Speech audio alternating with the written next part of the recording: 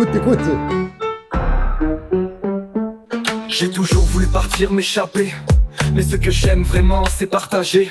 Chaque paysage que je vois, chaque instant volé. C'est pour eux, c'est pour vous que je l'ai capturé. Ce road trip, c'était bien plus qu'un rêve. C'était une aventure que je voulais transmettre. J'ai savouré chaque instant, chaque souffle de vent. Mais ce qui m'a nourri, c'était de te sentir présent. Je te le dis, chaque découverte, chaque détour, c'était pour que tu puisses, toi aussi, trouver ton parcours. Que je voyage pour toi, pour te montrer tout ce que je vois. Dans mes yeux, dans mon cœur, je t'emmène avec moi. Loin des peurs, chaque route, chaque rêve, je les trace pour toi, pour que tu t'élèves. Et oui, comme vous le voyez, donc c'est une chanson qui est faite pour vous, pour tous ceux qui nous suivent dans ce road trip, ces différents épisodes. Et là, on est dans un épisode qui est un peu un épilogue de cette aventure. Et comme vous l'avez vu, j'ai démarré avec une guitare, je reviens avec une chanson complètement composée. Grâce à quoi? À l'intelligence artificielle. Oui, je ferai certainement un épisode là-dessus parce que là, cette intelligence artificielle générative, comme on le dit, va complètement révolutionner le monde de la communication, des médias, de l'art, de la musique, etc. Alors pour moi, c'est top. Donc je ne pouvais pas trouver mieux pour vous exprimer toute la gratitude et puis bon, surtout vous expliquer que ce road trip, c'était un rêve personnel, mais je voulais aussi le partager parce que sans partage, ça n'a pas vraiment de sens pour moi. Je l'ai partagé avec ma famille, mais avec vous aussi qui êtes en train de me regarder en ce moment. Et cette chanson, elle est pour vous. Alors, je vous ai montré juste un petit extrait, mais à la fin, vous allez découvrir le clip qui vous est complètement dédié. Et je vais expliquer à un moment donné, sur une autre vidéo, que ce road trip, il est accessible pour tout le monde. Nous aussi, ça nous paraissait compliqué, mais franchement, il faut juste oser. Donc, c'est pas forcément quelque chose d'inaccessible. Alors, qu'est-ce qu'on va raconter dans cette vidéo? Donc, bien évidemment, on va parler de l'île d'Orléans, qui est une étape, allez, on va dire bonus, parce qu'en fait, elle n'était pas prévue dans notre parcours. Mais comme il nous restait encore un peu de temps juste avant de reprendre l'avion pour retourner en France, eh bien, on a été voir cette île d'Orléans qui nous a été recommandée par un chauffeur de Uber quand on était à Québec-Ville. Attention, hein. Pour conclure, je vais vous donner les impressions. Qu'est-ce qu'on a comme sensation quand on a vécu cette aventure en famille, quand on a voyagé, quand on a été découvrir des cultures que nous ne connaissions pas, hein, donc les États-Unis, le Canada. Est-ce que la vie est chère au Canada? Et puis, c'est quoi la suite? Je vous parlerai d'une suite qui est une espèce de prolongement de ce road trip pour découvrir encore le monde. À la fin, je vous le rappelle, j'ai cette chanson. Effectivement, je suis parti avec une guitare, je suis revenu avec une chanson composée par l'intelligence artificielle. J'ai travaillé sur les textes pour qu'ils correspondent exactement à ce que je ressens et pour donner du sens à tous ces épisodes où j'essaie de partager au maximum notre aventure avec des gens qui ne peuvent pas voyager, mais avec vous qui êtes en train de regarder, qui me suivez. Merci encore pour tous vos commentaires. Alors, pour l'instant, on va découvrir cette île d'Orléans, cette étape très rapide. Et puis après, je vais vous donner un petit peu l'épilogue et la conclusion de ce road trip.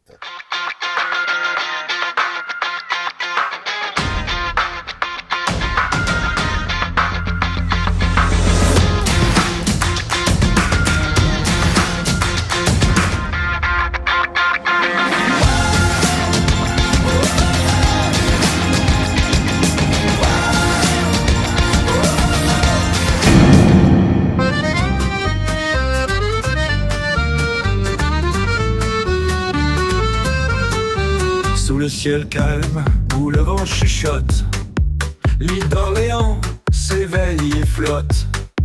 Les poignées dansent au rythme du temps, un écho du passé tout doucement. Douceur de vivre au bord du Saint-Laurent, les vagues murmurent des rêves d'antan. Dans chaque brise, un parfum de liberté. Sur l'île d'Orléans, on vient se reposer. Les vieilles maisons aux toits de fer blanc racontent l'histoire des jours d'antan. Les champs s'étirent jusqu'à l'horizon, peuplée de secrets et de traditions. Douceur de vivre au bord du Saint-Laurent, les vagues murmurent des rêves d'antan. Dans chaque brise, un parfum de liberté. L'île d'Orléans, effectivement, moi ça me fait penser à l'île de Ré. Alors, quand on y va, on traverse un grand pont qui permet d'y accéder. Et c'est vrai que c'est un endroit plutôt très très paisible. Alors il y a un port de plaisance, bien évidemment il y a des plages tout autour. Mais ce qui est impressionnant, c'est que cette île, il y a plein de fermes spécialisées, énormément de fermes spécialisées. Il y a des gens qui vont là-bas faire leurs courses pour acheter soit des fraises, des framboises, des fruits. Il y a des chocolateries aussi. Et donc ce qui est incroyable, c'est que chaque ferme est spécialisée dans quelque chose qui n'est pas produit par d'autres fermes. Alors, c'est beaucoup plus calme, bien évidemment, que toutes les métropoles, que Québec, que Montréal, et je pense que c'est pour ça que les gens l'apprécient beaucoup. Sonia, elle a découvert une petite pierre, et ça, c'est vraiment extraordinaire. Moi, je découvre ça. Et cette pierre, en fait, c'est une pierre voyageuse. Et ce sont des Canadiens, d'ailleurs, qui ont lancé ce concept-là. Il y a des enfants, des adultes aussi, qui dessinent sur des pierres. Cette pierre, ils la posent quelque part pour que quelqu'un puisse la prendre et la faire voyager dans d'autres pays, dans d'autres villes. Donc nous, la pierre qu'on a trouvée, on l'a embarquée avec nous sur l'île, comme ça elle voyage du Canada en France. Mais je vous laisser Sonia qui va mieux vous expliquer ce concept que moi. Alors c'est une pierre qu'on a trouvée juste ici. Et en fait, c'est deux petits crabes. Et derrière, quand il est écrit « Garde, recache ou remplace-moi, s'il te plaît, publie une photo de moi sur le groupe Facebook, arroche-moi un sourire ». Donc en gros, faut la prendre, la déplacer. Ça fait comment on dit ça, une chaîne, voilà. En fait, c'est une pierre qui peut faire le tour du monde. Voilà, qui peut faire le tour du monde. Elle est trop mignonne en plus. Là, on l'a trouvée à l'île d'Orléans. Voilà, et elle va aller faire un petit tour de vacances avec nous. On ne sait pas où. On sait pas où encore, on verra. Très bien, donc elle va se balader et puis quelqu'un d'autre va la retrouver, quoi. Voilà, quelqu'un la retrouvera et publiera sa petite photo sur le groupe Facebook. C'est pas mal ça, c'est bien. Une pierre qui voyage. Voilà. Et elle n'a pas de passeport en plus. Ouais, pas besoin de visa. Ici le temps coule comme un ruisseau. Sous les érables, on trouve son écho. L'île d'Orléans, refuge enchanté. Une vie paisible, douce éternité.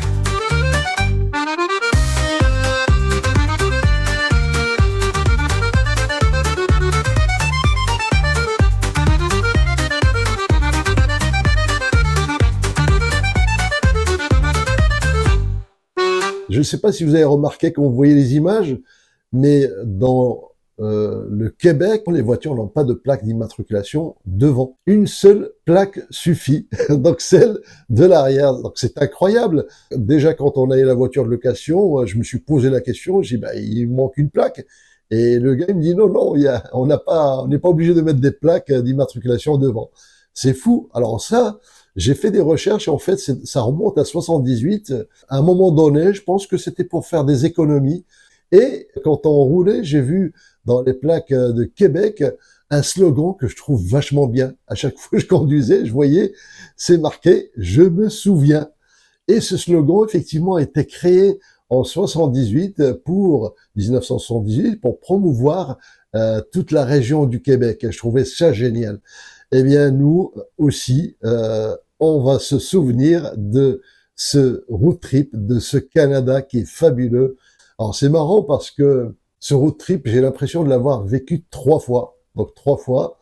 Une fois dans mes rêves, puisque je rêvais de parcourir ces contrées qui sont assez lointaines par rapport à la France. Je l'ai vécu sur le terrain. Et puis, je l'ai vécu en faisant et en m'occupant du montage des différents épisodes. Donc, j'espère aussi pouvoir le revivre dans quelques années quand je vais revoir tous ces épisodes.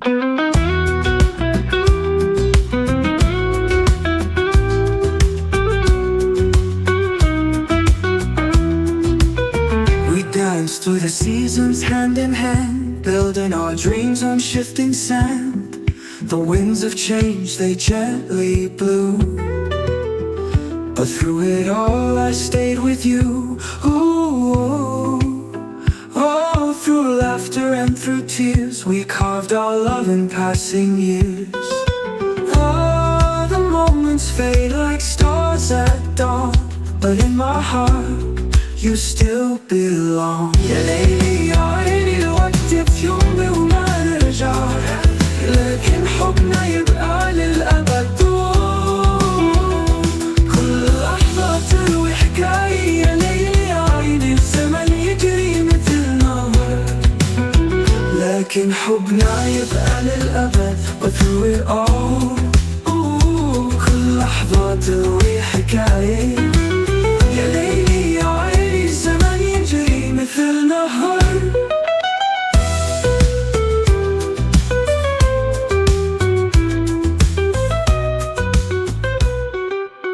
Alors, que retenir de notre road trip? Moi, j'ai envie de vous dire que c'est quelque chose de très accessible. Il faut se mettre à 4 si vous voulez louer un camping-car. C'est quand même moins cher par personne parce que si vous êtes qu'à 2, bien évidemment, bah, le prix, ça monte. Alors, pour une dizaine de jours, on tourne déjà à quelque chose comme 2800, 3000 euros pour un camping-car. Mais vous divisez ça par 4 personnes, 2 couples, voire par 6, parce que nous, le camping-car, il pouvait prendre jusqu'à 6 personnes. Eh bien, vous voyez donc que le prix revient beaucoup moins cher par personne. Il y a l'avion, c'est peut-être le coût le plus élevé, et nous, on en a profité pour amortir ce coût en faisant à la fois la visite du Canada et des États-Unis. Mais je vais faire une vidéo spéciale pour donner des tips, des recommandations pour tous ceux qui souhaitent faire un road trip aux États-Unis, au Canada, pour vous éviter les erreurs que nous, on a commises, parce que oui, on a commis des erreurs qui nous ont coûté de l'argent, et donc je vais vous expliquer ce qu'il faudrait faire, et surtout les pièges à éviter, mais en même temps, des petites astuces qui vous permettront de réussir votre road trip.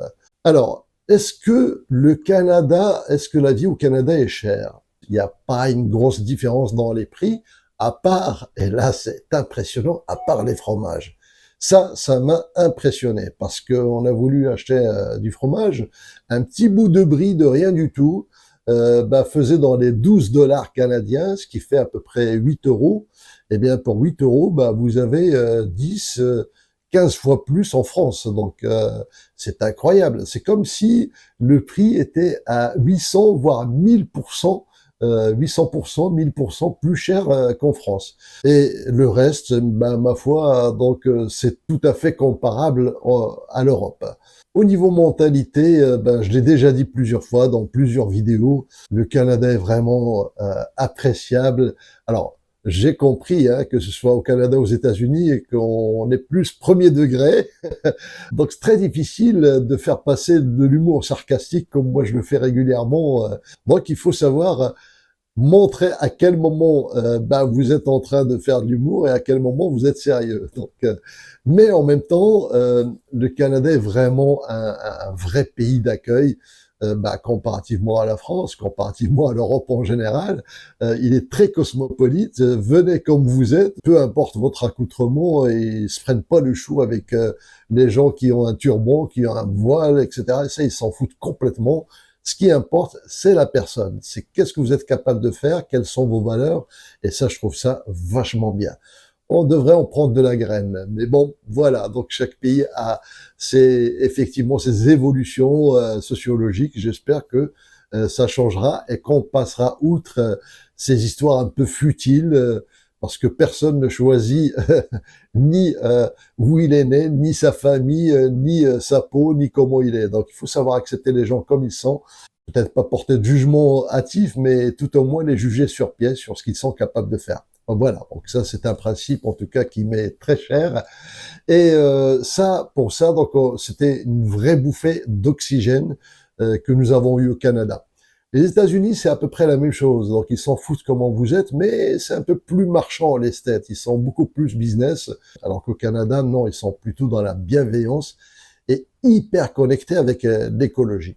Et comme je vous le dis, donc je referai certainement une espèce de vidéo, d'épisode récapitulatif de toutes les étapes, de tout ce qu'on a appris et des pièges à éviter, surtout quelles sont les astuces si vous aussi vous voulez un jour tenter l'aventure aux États-Unis ou au Canada. Alors, quelle sera la suite de notre road trip? Je l'ai déjà dit quelque part dans une vidéo, c'est qu'avec les cousins, vous savez, on a fait notre cousinade au Nouveau-Brunswick, au nord du Canada. Eh bien, avec eux, on a décidé 20 jours plus tard de se retrouver en Crète. Et là, vous allez voir, on a eu mais vraiment des moments extraordinaires. Là, c'est encore autre chose. C'est aussi un road trip parce qu'on a voyagé de Héraclion, on a été voir les îles avoisinantes et je vais vous faire découvrir quelques épisodes parce qu'il y a encore beaucoup de matière. C'est vachement intéressant parce que la Crète est aussi un pays très accessible. Les Crétois, les gens sont adorables, ils sont serviables. Il y a une espèce de plénitude qu'on trouve dans ce pays. Et nous, c'est la 3e fois qu'on y va, mais à chaque fois qu'on y va, on est vraiment satisfait et on a hâte d'y retourner. Donc voilà, ça c'est pour la suite, mais pour l'heure, je vous ai fait une promesse. J'ai une chanson pour vous, c'est elle qui fera office de clip final. Vous savez, à chaque fois je mets un clip sur ce road trip. Eh bien, cette chanson vous est dédiée. Écoutez bien les paroles. Je vous remercie encore pour votre fidélité et je vous dis à très vite.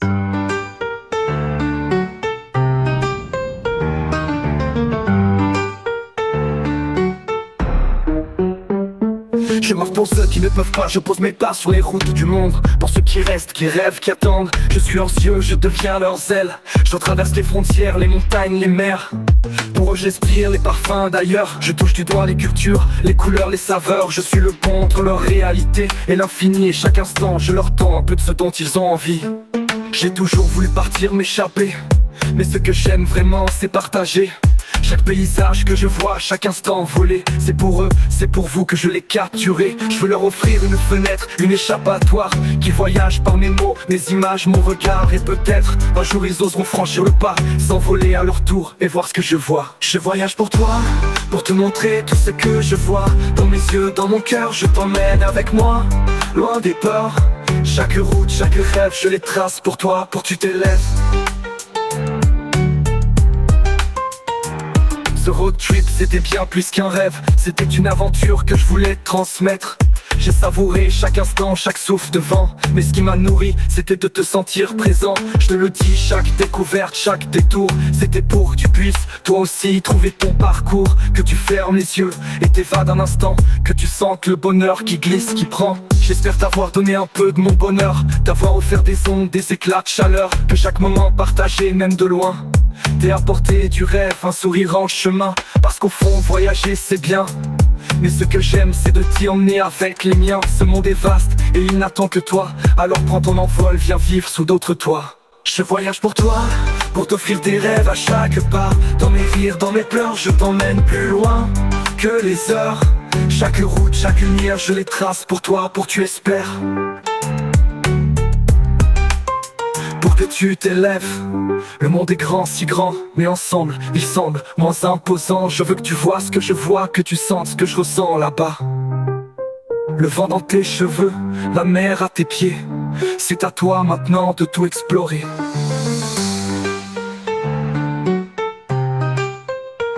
Je voyage pour toi, pour te montrer tout ce que je vois. Dans mes yeux, dans mon cœur, je t'emmène avec moi, loin des peurs.